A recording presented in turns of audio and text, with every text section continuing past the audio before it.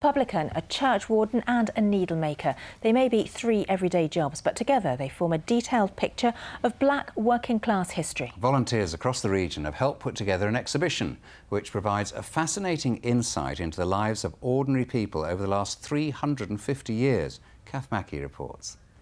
Let me introduce you to Tom. Barbara Willis-Brown and historian David Callaghan review a year's worth of painstaking research. And this just demonstrates how far the working classes had come. The life of Tom Richards, a 21-year-old street artist whose father ran a pub in West Bromwich, is one of many stories included in an exhibition which casts new light on the lives of black working class people in the West Midlands.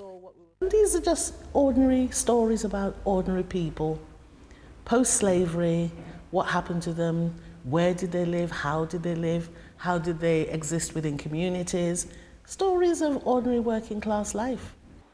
Funded by the Heritage Lottery, volunteers trained as history detectives, uncovering the lives of people like John Mills, a church warden in 1676, and Marcus Lorenzo, an entertainer who was bitten by a lion in 1889. Many lives were rooted in slavery. Rosalie Marshall was one of the history detectives who met me in Digbeth in Birmingham. We found out that a black slave, was working here in this area as a furnaceman at a mill. And this is where the mill would have been? It would have been in this area, yes, over on that side. The factory was owned by the Lloyd family who lived in this house nearby. They went on to found Lloyd's Bank. The stories included in a book to accompany the exhibition. What's been a real eye-opener for me reading these stories is that you can't really pigeonhole this into black history. It's the history of the working class, the publicans, the labourers, the servants, the people who moulded the West Midlands into the place it is today. It means that we belong here.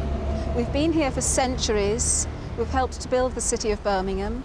You can say, yes, my great whatever was also a miner, the same as yours. It's about everyone saying, well, hang on, you know, things aren't what we thought they were. The research will continue and the organisers are hoping to take the exhibition on tour across the Midlands. Kath Mackey, BBC Midlands Today, Birmingham. Really done something there, didn't we? Yeah. Much more ahead.